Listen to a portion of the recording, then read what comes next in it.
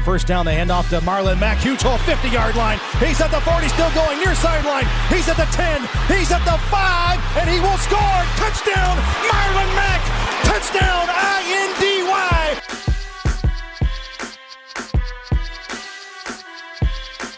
And again, it's picked off. It's Darius Leonard. Leonard with a second INT, and he's streaking down the near sideline. He's at the 40. He's at the 30. He's at the 20. He's going to go. A pick six for the Maniac. Kenny Moore gets to Deshaun Watson. That's a sack for Kenny Moore. Kenny has a pick and now a sack in the game. Horseshoe is back, baby. The horseshoe is back. Welcome back to another edition of the Bring the Juice podcast. Joining me, special guest from 107.5 The Fan, Kevin Bowen. Kevin, how are you doing? We were talking off the air about coronavirus and all this stuff. How are you holding up, man, with wake of all this craziness? Holding up day by day. Certainly, I sound like Chuck Pagano right now, but yeah. In all seriousness, Cody, I'm safe and surviving the quarantine life, and really just thinking about all those people in healthcare right now and people that have lost their jobs through all of this, and in my small part, and your small part as well. It's nice to give people just a little bit of break of reality from it all. Something I talked about on the podcast earlier this week of, I think people do enjoy listening, talking, thinking about something a little bit different than just what this virus has consumed from our really every waking minute, it seems like, here over the past few weeks. Yeah, it's crazy, man. I think it's a cool thing in some ways for people to just be able to kind of slow down for a minute, and obviously been able to give people a little bit of content, a little bit of Colts content here. So it's kind of crazy because obviously the world has slowed down. People are stuck at home, but Chris Ballard, on the other hand, he has been very active in free agency, something that we haven't seen from Ballard really in his tenure, as opposed to maybe 2017. But, I mean, he has been the most active he has been in free agency in a long time. I kind of wanted to talk about that today, Kevin. A little bit about Chris Ballard's kind of changed this offseason as opposed to previous offseasons in his free agent philosophy. I know you've talked about that a little bit on your podcast and stuff like that. I guess we can just lead right into that question. What do you think are some of the factors to why Chris Ballard has really changed his philosophy in terms of, he's so much stressed, you can't buy a locker room. He's so much stressed, you build by, drafting guys, homegrown talent type of thing. Why do you think the sudden change of kind of his strategy this offseason?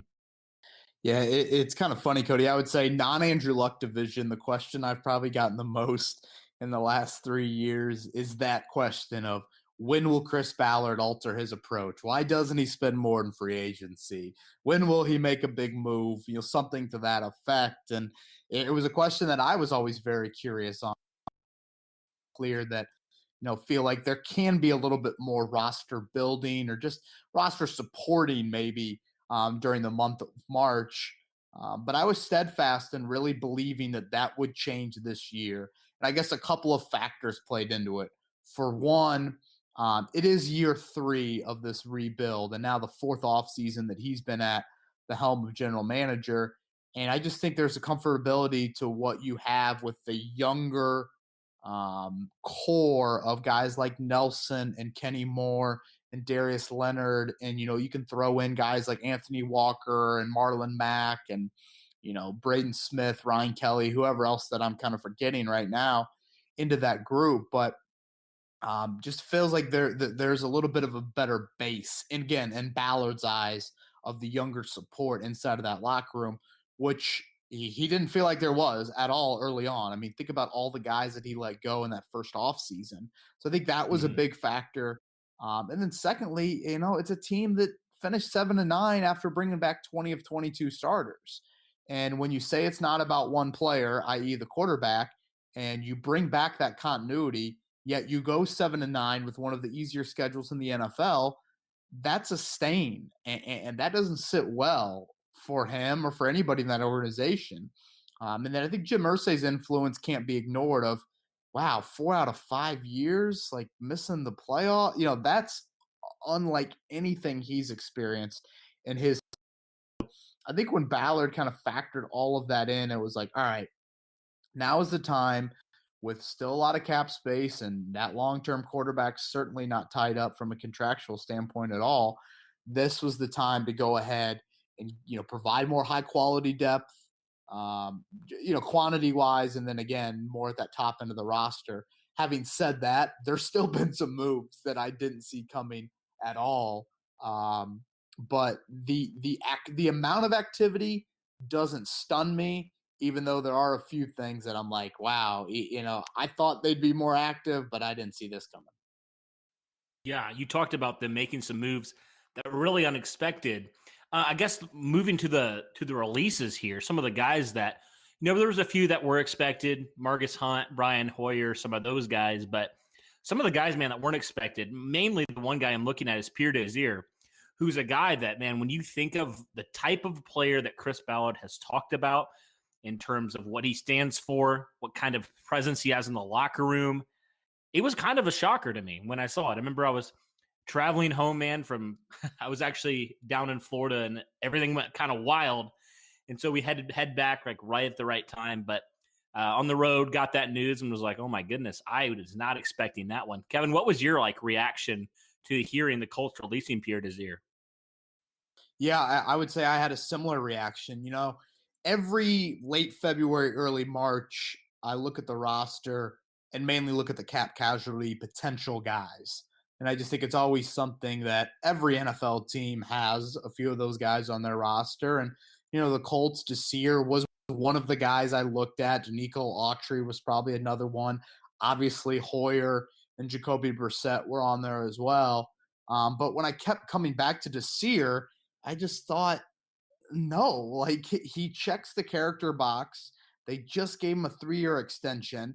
He battled some injuries and played through the injuries. I don't need to name names, but obviously there was a guy on this football team that didn't do that this past season, and that rubbed the staff the wrong way. So when I thought more about that and just the fact that Rock Ya-Sin and Marvell Tell, they were not, all rookie corners. And again, the expectation shouldn't have necessarily been that. But what I'm getting at is just you didn't have a lot of proven depth at corner, and it's such a critical position. I did not think at all that would happen. And I mentioned this on the podcast that I just recorded on Friday morning, saying to myself, is there even a need to have parted ways with Desir now that you've gotten Xavier Rhodes as well? In my mind, I would say just let those two play it out, compete, battle it out for an outside corner position. 2 29, 30-year-old guys that, entered the league at similar times and have played at high levels, Rhodes being much higher than Desir, but Desir being the more consistent player over the past few years, especially when he was healthy. That's probably the route that I would have taken or would have tried to explore because, again, I don't think your cap situation is that dire.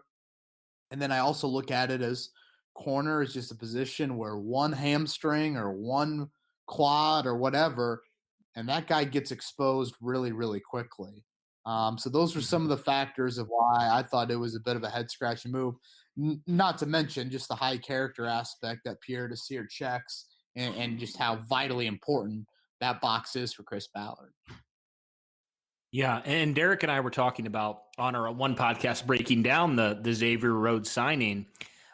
Maybe this is kind of the idea that Chris Ballard had. This is kind of the idea that I kind of formed in my head. When you look at a guy like Pierre Desir, and you could look at a guy like Xavier Rhodes, I mean, I feel like we've already seen Pierre Desir's ceiling. I mean, I believe that was the 2018 season where we really kind of saw Pierre Desir kind of come into his own as a corner. And not to mention, you extend him 3 years, and then you have to be committed to that. And but then you look at Xavier Rhodes, a guy, he's a couple years removed, man, from being an all-pro, a first-team all-pro, one of the top corners in the league. I don't know. It just makes sense to me that the Colts did that, but especially because it wasn't a ton of money, but you're committing long-term when you sign a 3-year extension with a guy. You're pretty much committing long-term to that type of guy. So I kind of see that move there. Do you kind of think maybe that's sort of one of the underlying points to why Chris Ballard made this move for Xavier Rhodes? Yeah, I think simply it comes down to they feel like there's a higher ceiling with Xavier Rhodes. which I totally see. 2017, he's an all-pro. And Jonathan Gannon, the cornerbacks coach in Indianapolis right now, was a defensive backs coach with Minnesota back then and was for really, I think, 4 of the first 5 years Rhodes was in the league. So I think that's where they look at it of, okay, higher ceiling guy in Rhodes, a guy that's probably been a little bit healthier. Desir's outside of that 2018 season, like you mentioned, Pierre Desir has really battled some injuries. Rhodes has been a little bit more durable as well. And I think that's what played into it. And the fact that the Colts aren't going to ask Rhodes to do the same things that Minnesota did. It's not going to be shadow island outside man coverage 60 snaps a game or something like that. So I think that is all kind of factored into this situation. But again, over the last 2 years, there's no argument to make. Pierre Desir has been the more consistent corner when you pair those two side by side. And as I mentioned on my podcast earlier on Friday, it comes down to, yes, there's higher potential, bigger ceiling, whatever, but there's also just a lower floor. And that's the risk that you get at the corner position. Because if Xavier Rhodes plays like the corner that he was the last 2 years, I mean, that's a penalty-filled outside corner that's not going to help this defense. And now all of a sudden you're having to rely again on, Marvell Tell and Rock Ya-Sin to make significant jumps. And who knows what Quincy Wilson is going to look like, coming into his final year of his rookie contract. So I was still a bit surprised by it, and I will stand by the financial situation of, I think Desir was owed, I believe, $3 million back on Sunday. To me, you kind of pick that up because I don't look at the Rhodes Desir thing and say, okay, Rhodes was released, March 13th. Desir was cut March 21st. And I think these dates are right. I maybe have them off by a couple days. And then Rhodes was signed March 26th. It's not like one move immediately led to the next move, immediately led to the next move. There was some thinking throughout this, multiple days between all of these moves. And in my mind, if the cap money that you released Pierre Desir for wasn't going to be used for a big name free agent or more of a significant move, then why not put both of those guys in the roster and let them battle it out? Because honestly, a depth chart of Desir, Rhodes, and I'm not in no order, Desir, Rhodes, Kenny Moore, Marvell Tell, Rock Ya-Sin, Quincy Wilson, okay, you cut Quincy Wilson, and those 5 corners are your 5 corners going in the regular season.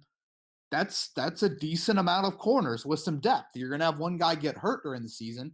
Now you have those other 4 guys that are going to be kind of your main 4 guys. So to me, it would not have, I still look at corner as a bit of a need going into the draft, or just even kind of a hybrid safety corner in terms of what you were thinking when it comes to the fall and having to dress guys on a game day.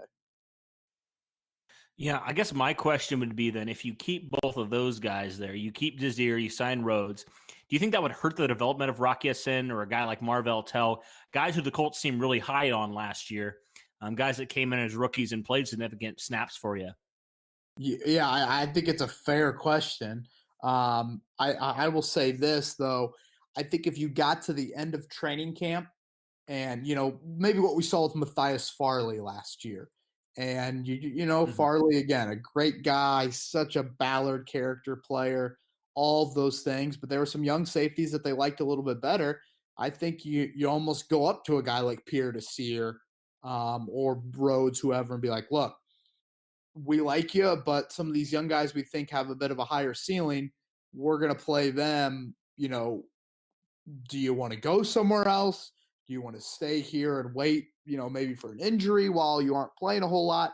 You kind of go down that route. That's something that I would like to see or like to have seen back then. But yes, from a Rock Ya-Sin, Marvell Tell standpoint, it is a good thing to talk about. And like, are you stunting some of their development?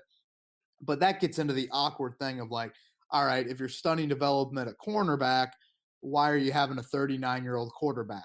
It gets into this long-term view at one position, short-term view at another spot. I just think that's a delicate situation And I know full well there have been times where I've said, let's go long-term approach at a lot of other spots. But it just seems like certainly Philip Rivers is not coming here thinking, yeah, let's play the young guys and develop them a little bit more. No, that's the last thing on his mind. He's saying, let's play the best guys from day one. Yeah, for sure. And with these guys, with signing Rhodes now, he's a guy that's been, like I mentioned, 2017 All-Pro corner. He's played some big games, some playoff games there for the Vikings. What kind of leadership standpoint do you think he brings to the Colts? Because Chris Ballard, at the end of the year, he really talked about how he felt like, especially on the defensive side, it seemed, there was a lack of friction, he called it, right? There was a lack of accountability when the Colts were backsliding, when they were losing a bunch of games, went from, I believe it was 5-2 to 7-9. What kind of leadership standpoint do you think he brings? And do you think he can hold some of those guys accountable? Say Quincy Wilson, a guy who, has lost confidence at times in himself, or, Rock Ya-Sin going to another year. What do you think kind of veteran leadership he can bring to this defensive backs group? Well, I think first Rhodes has got to worry about himself and get himself right. When you've had the 2 seasons that he's just had, you got to make sure that you can get back to an adequate level of play before you do become this sort of voice. And naturally, I think the Colts hope that'll happen for sure because, he is by far the oldest, most veteran guy in that room. And I do think it is necessary, especially when you lose a guy like Pierre Desir. And we saw Kenny Moore on social media just really go on and on about what Pierre Desir has meant to him. So sure, that is a byproduct. I think it needs to be something where he can help you out in that area because, Ballard mentioned kind of a few things at the end of the season. It was more veteran leadership on the defensive side of the ball, limit big plays, and more turnovers. Well, Rhodes is really, especially the last few years, has not been a turnover guy at all. He ranked high last year in penalties. So you would hope that, okay, you aren't really sure if he checks those boxes. He needs to check that veteran leadership box. But again, I think he's got to, and I don't want to sound like selfish, like he's got to worry about him first. He's just got to get himself right and make sure that he solidifies his presence as still being, a moderate to better than moderate quarterback in the league. Because this past 2 years, he hasn't even been that. So I think that is key for him. And then, yes, the trickle-down effect is you do have this playoff experience. You have all these starts. You were a first-round pick. Can that help and just bring a different perspective into a cornerback room that every single guy outside of Kenny Moore for 4 months, Quincy Wilson, Marvell Tell, and Rock Ya-Sin, they all were drafted by the Colts. Mm-hmm. Yeah, you mentioned guys who have experience in the playoffs. The Colts signed a couple guys. Actually, they traded for one, DeForest Buckner, with that 13th pick, which is something we have never seen from Chris Ballard as far as trading away that much draft capital. And then they signed Sheldon Day, former Indiana native there, Notre Dame guy. So to me, Kevin, these moves are not what we've seen from Chris Ballard, but they communicate to me that the Colts think that they can contend now. And they think, with these 1-year deals, with these couple guys, these other veteran guys, they think that they can compete for the playoffs. They think they can compete for a Super Bowl. What do these moves say to you, especially because some of them are kind of moves that aren't typical of Chris Ballard? Yeah, I do think there is that win now approach. And I go back to what I said about Jim Irsay earlier of, 4 out of 5 years and missing the playoffs and, winning one playoff game during those 5 years. You can probably find, I don't know, I'm just talking off the top of my head here, 18 or 20 teams in the NFL that have had more postseason success in the last 5 years, whether that's just straight playoff appearances or multiple wins over that time than the Colts. And that is foreign territory and very unusual for Jim Irsay in his, 20, 25 years as being kind of the sole owner when his dad passed away in 1997. So I think some of that plays into it of, hey, while looking at the long term, can you also try to improve in the short term as best as possible?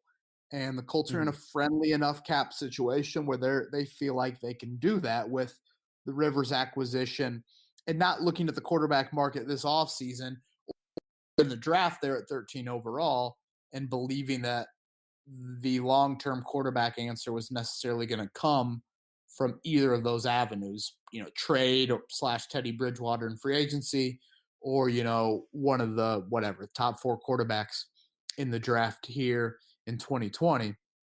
So we'll see. We are less than a month away. I still think the long-term view at quarterback has got to be top of mind, and I think you got to take a chance. You got to take a chance in the draft. Is it the riskiest chance in the world? No, because in all likelihood, it's not going to be a first-round pick or a high-level first-round pick, but it is a chance. And I think what we've seen around the league in recent years is teams draft quarterbacks, and they draft a lot of quarterbacks, and they swing and miss on a lot of quarterbacks. But, the hope is that they eventually hit on one. I mean, just think about all the quarterbacks the Houston Texans have drafted before they took Deshaun Watson. Now, eventually Watson became one of the higher taken quarterbacks, but it's things like that where it sounds like a pipe dream, but one swing and an automatic home run at quarterback is probably unlikely. It's something where it's going to have to take multiple swings, and I still think you got to take one of those swings here in 2020. Yeah, absolutely. Well, thanks, Kevin, for coming on and kind of talking Colts free agency a little bit. Like you mentioned, the draft just less than a month away. I believe it's about 27 days away now. So it'll be certainly interesting to see, do the Colts, 1, address their future at quarterback, and then 2, how will they get some weapons for Phillip Rivers and company. So, thanks, Kevin. I appreciate it as always. And thank you guys for listening. I hope you enjoyed this podcast. And as always, go Colts.